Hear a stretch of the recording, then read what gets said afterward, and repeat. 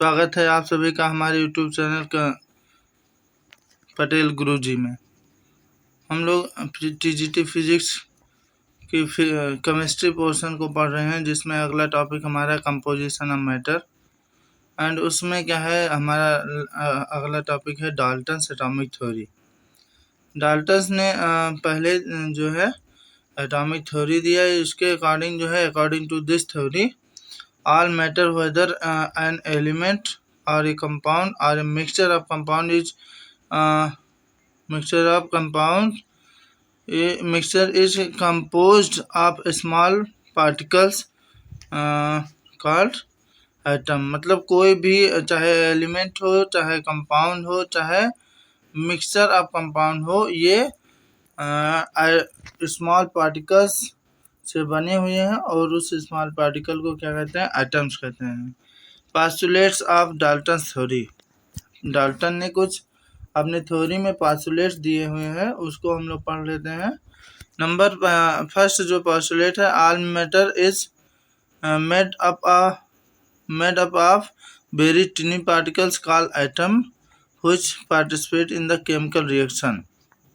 सभी पदार्थ जो है छोटे छोटे पार्टिकल्स से बने हुए हैं, जिसको हम क्या कहते हैं, एटम्स, जो कि कुछ पार्टिसिपेट केमिकल रिएक्शन में जो पार्टिसिपेट करते हैं। सेकंड पास्टुलेट हमारा है, atoms are individual particles which can not be created और destroyed in a chemical reaction.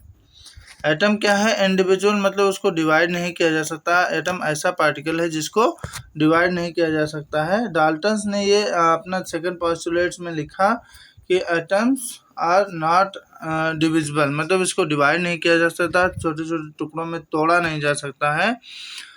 Which can not be created और destroyed in a chemical reaction, जिसको किसी भी केमिकल रिएक्शन में ना तो बनाया जा सकता है, ना ही डिस्ट्रॉय किया जा सकता है। Third postulates of Dalton's theory is atoms of a given elements are identical in mass and chemical properties। एक एलिमेंट्स के सारे एटम क्या होते हैं, आइडेंटिकल होते हैं मास और केमिकल प्रॉपर्टीज में। नेक्स्ट हमारा फोर्थ पास्टुलेट्स है, atoms of different elements have different masses and chemical properties. इसमें थर्ड और फोर्थ में डिफरेंस समझते हैं। एटम्स ऑफ एक गिवन एलिमेंट, मतलब एक एलिमेंट के सारे एटम की मास और केमिकल प्रॉपर्टीज आइडेंटिकल होती है। और एटम्स ऑफ नेक्स्ट हमारा जो पास्टुलेट्स है fourth, atoms of different element के एटम्स के पास में डिफरेंट मासेज और डिफरेंट केमिकल प्रॉपर्टीज होते हैं। फिफ्थ पोस्टुलेट हमारा कहता है, atoms combine in the ratio of small whole numbers to form compounds. जब कंपाउंड्स बनाते हैं तो एटम्स एक स्मॉल होल नंबर रेशियो में उसमें पार्टिसिपेट करता है। सिक्स्थ पोस्टुलेट है, the relative number and kinds of atoms are constant in a given compound. Relative number and kinds of atoms क्या होते हैं, कांस्टेंट होते हैं गिवन कंपाउंड्स में। नेक्स्ट हमारा क्या है topic, law of conservation of mass.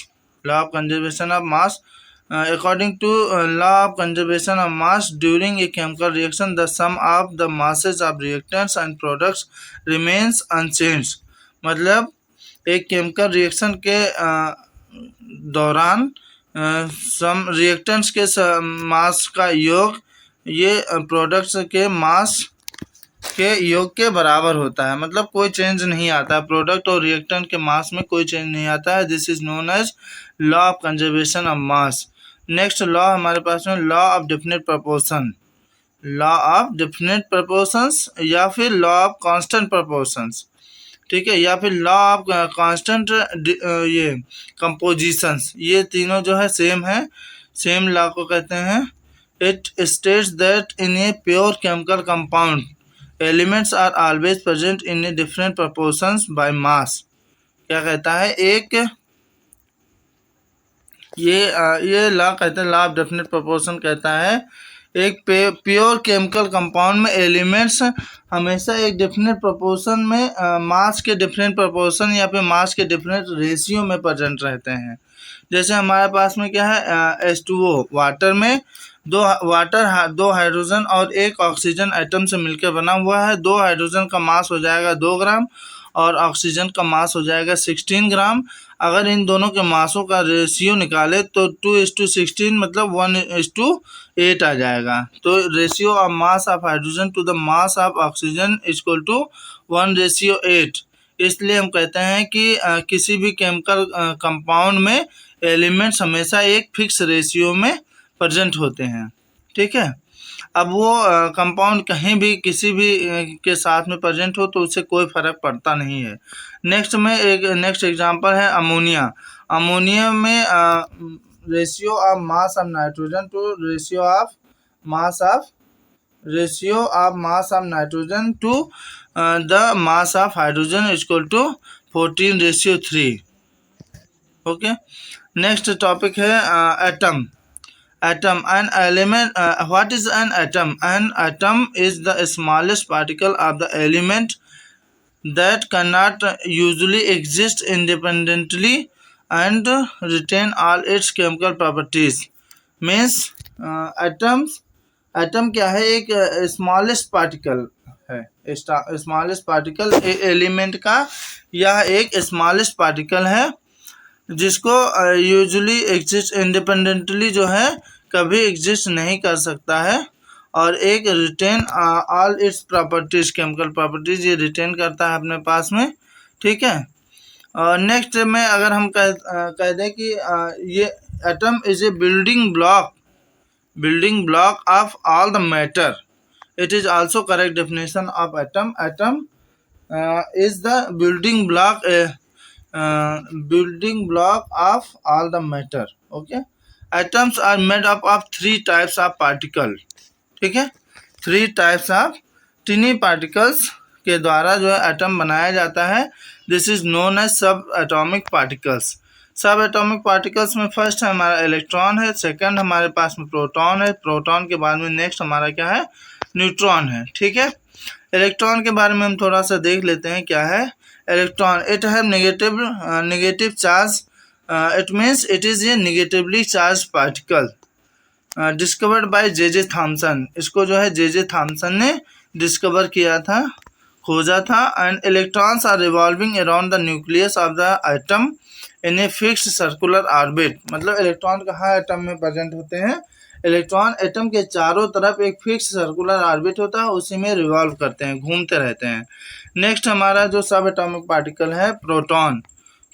It is positively charged particle discovered by the Ernest Rutherford. इसको जो है ये पॉजिटिवली चार्ज पार्टिकल है और इसको अर्नेस्ट रदरफोर्ड ने इसका खोज किया था। Protons are present in the nucleus of an atom. Atom के न्यूक्लियस में प्रेजेंट होता है, और number of electrons equal to number of protons in an atom. Number of electrons equal to number of proton. जितने number of इलेक्ट्रॉनों की संख्या होती है उतने ही नंबर ऑफ प्रोटॉनों की संख्या होती है। ये इसलिए होता है क्योंकि एटम क्या होता है? नेचर में फ्री रहता है, या फिर कंपाउंड में एज ए कंपाउंड के फॉर्म में रहता है। और तो वहाँ पे नेचर में क्या होता है? एटम न्यूट्रल रहना चाहता है, इसलिए number of electrons equal to number of proton होते हैं। नेक्स्ट सब एटॉमिक पार्टिकल है हमारे पास में न्यूट्रॉन।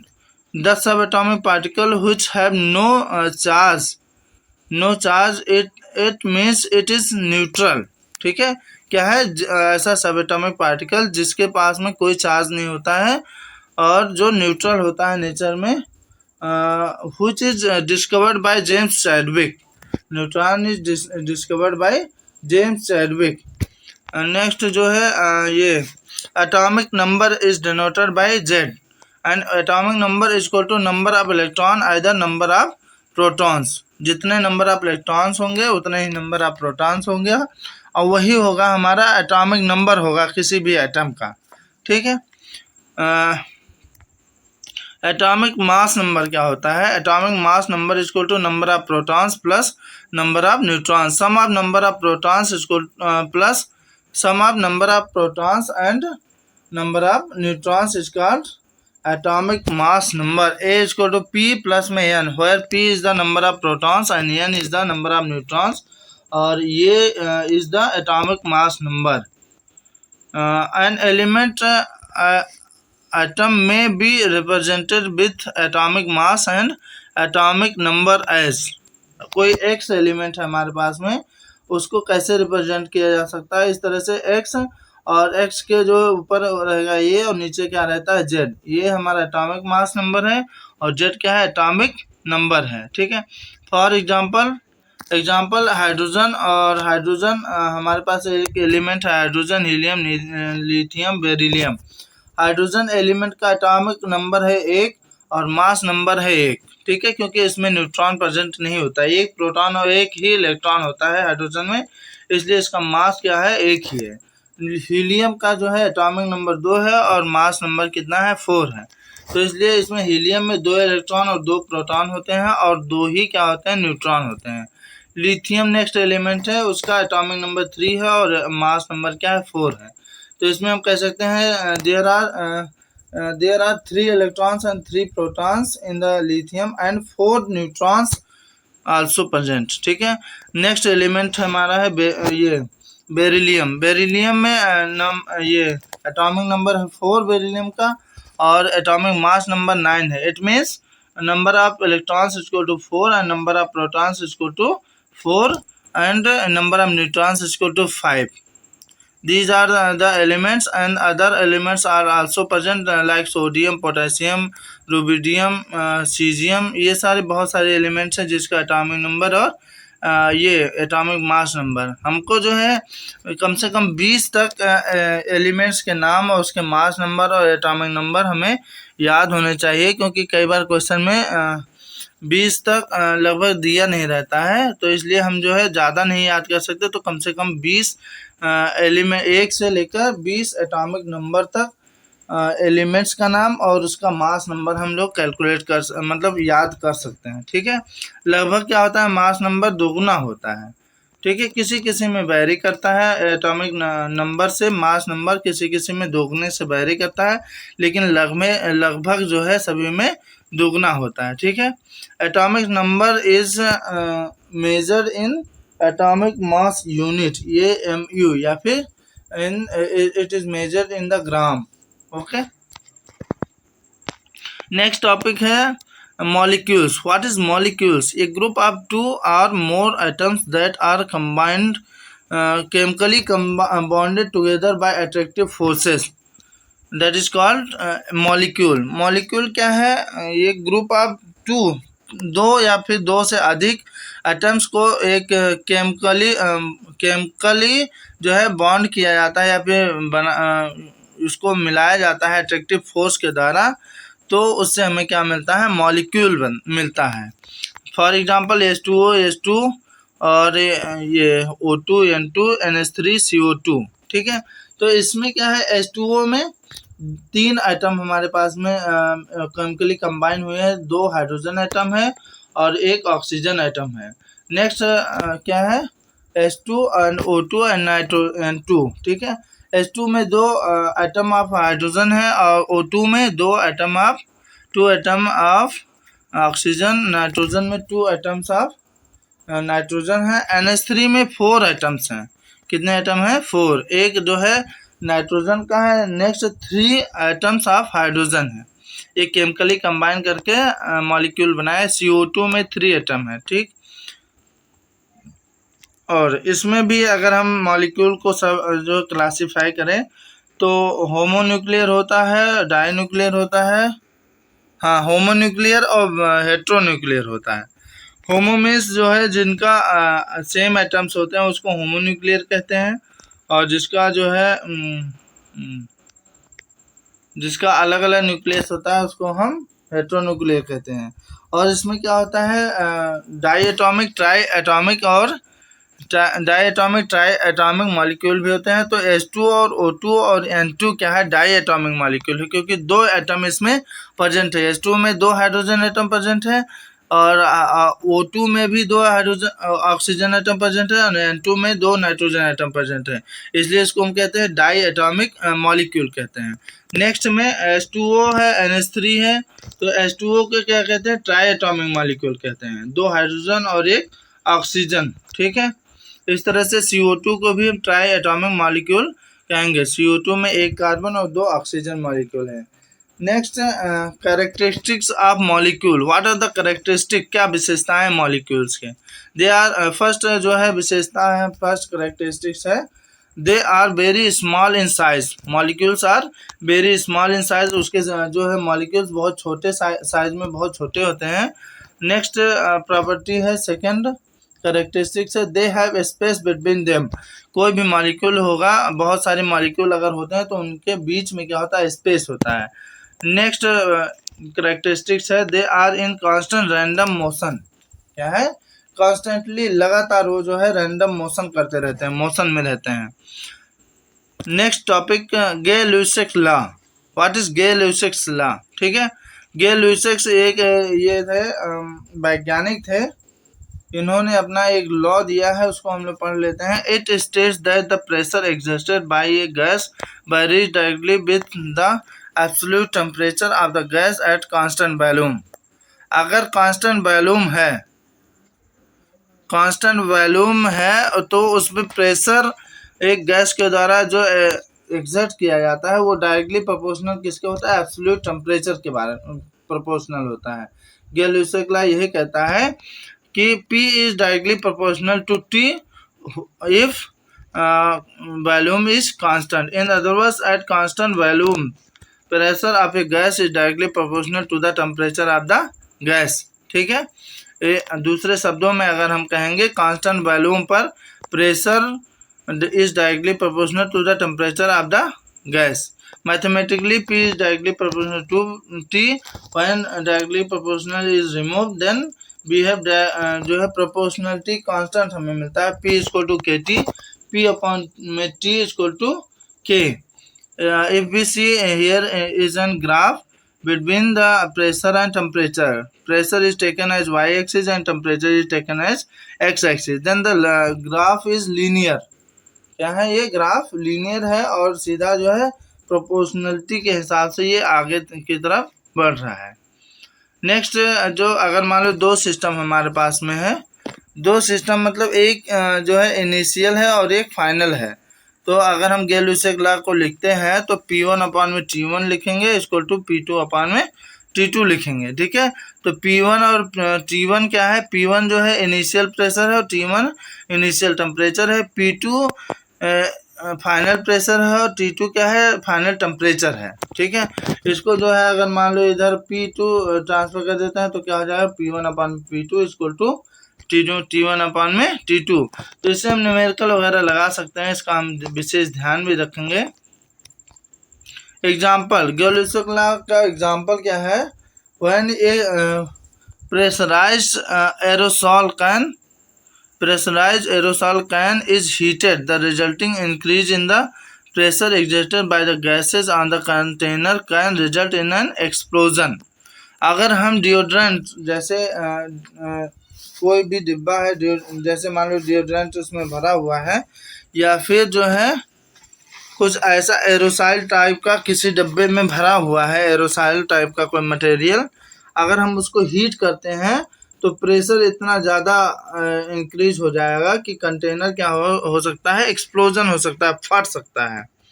तो ये किसका एग्जांपल है, गे-लुइसेक लॉ का ही एग्जांपल है। व्हेन और नेक्स्ट एग्जांपल हमारे पास में है गे-लुइसेक लॉ का, when pressure cooker is heated the pressure exerted by the system inside the container increases. जब प्रेशर कुकर में हम लोग खाना बनाते हैं, प्रेशर कुकर के बारे में बहुत ज़्यादा फैमिलियर हम लोग, तो प्रेशर कुकर में जब हम खाना बनाते हैं तो उसको हीट करते हैं, हीट करने के दौरान में प्रेशर जो है एग्जर्ट होता है, जितना भी प्रेशर एग्जर्ट होता है by the system inside the container increases, ठीक है। The high temperature and the pressure inside the container cause the food to cook. क्या करते हैं, जब जो प्रेशर जैसे हम हीट करते हैं तो टेम्परेचर बढ़ता है, टेम्परेचर बढ़ने के कारण क्या होता है, प्रेशर भी बढ़ता है, प्रेशर बढ़ने से क्या होता है, जल्दी से ये खाना हमारा पक जाता है। Isomerism, what is the isomerism, A close similarity in the crystalline structure of two or more substances of different chemical compositions is called isomorphism. Example of isomorphous sodium nitrate and calcium sulphate, ठीक है। Both have similar structure and shape. ऐसा chemical compound जिसका ऐसे दो chemical compound जिसके similar structure हो, similar shape हो, उसे हम क्या कहते हैं? आइसोमॉर्फस कहते हैं। तो इसमें हमारा एग्जांपल है sodium nitrate and calcium sulphate. इसके बाद में सिमिलर स्ट्रक्चर, सिमिलर शेप भी हैं। All the isomorphous are double salt. क्या है? सभी आइसोमॉर्फस क्या होते हैं? डबल साल्ट होता है। But all the double salts are not the isomorphous. Miss Liss law of isomorphism, which predicts which chemical compound have same crystal structure।